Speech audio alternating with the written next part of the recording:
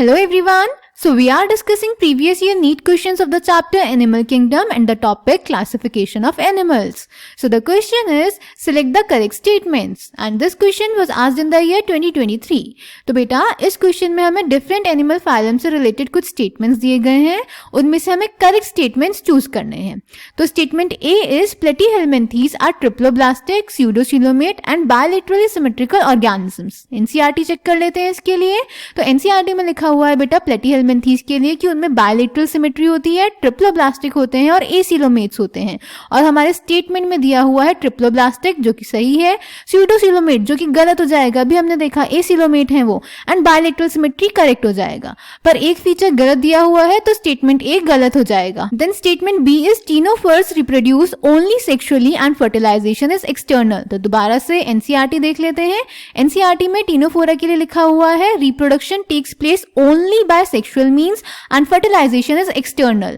तो हमारे स्टेटमेंट में भी ये दिया हुआ है ओनली सेक्सुअली रिप्रोड्यूस करेंगे और फर्टिलाइजेशन एक्सटर्नल होगा. तो स्टेटमेंट बी करेक्ट है. Then statement C is in tapeworm. Tapeworm belong करते हैं बेटा प्लेटीहेलमिन्थीज को. Fertilization is internal but sexes are not separate. फिर से एनसीईआरटी देख लेते हैं. तो प्लेटीहेलमिन्थीज में लिखा है फर्टिलाइजेशन इंटरनल होता है और सेक्सेस सेपरेट नहीं होते. तो स्टेटमेंट सी भी करेक्ट हो जाएगा क्योंकि फर्टिलाइजेशन इंटरनल लिखा है और सेक्सेस भी सेपरेट नहीं होते. Then statement D is ctenophores are exclusively marine, diploblastic and bioluminescent organisms. तो NCERT में लिखा हुआ है टीनोफोरा में exclusively marine होते हैं, diploblastic होते हैं और bioluminescence भी शो करते हैं. तो स्टेटमेंट D भी करेक्ट हो जाएगा क्योंकि इसमें भी जो तीनों फीचर्स दिए हैं वो करेक्ट हैं.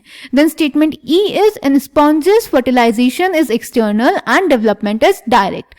Sponges होते हैं बेटा poriferans. तो poriferans के लिए लिखा है fertilization is internal and development is indirect. तो स्टेटमेंट ई गलत हो जाएगा क्योंकि इसमें फर्टिलाइजेशन एक्सटर्नल लिखा है जबकि इसमें इंटरनल फर्टिलाइजेशन होता है और इसमें डेवलपमेंट भी डायरेक्ट लिखा है जबकि इनडायरेक्ट डेवलपमेंट होता है. तो इसलिए statement E is wrong.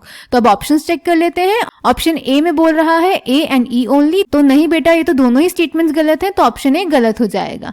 Then option B में बोल रहा है बी एंड डी ओनली. नहीं, बी और डी के साथ साथ सी भी सही है, तो ये ऑप्शन भी गलत हो जाएगा. देन ऑप्शन सी में बोल रहा है ए सी एंड डी ओनली. तो नहीं बेटा ए स्टेटमेंट तो गलत है, तो ऑप्शन सी भी गलत हो जाएगा. देन ऑप्शन डी में बोल रहा है B C and D only. तो ये ऑप्शन करेक्ट हो जाएगा. So the correct option is option D. I hope this question is clear to you. Thank you.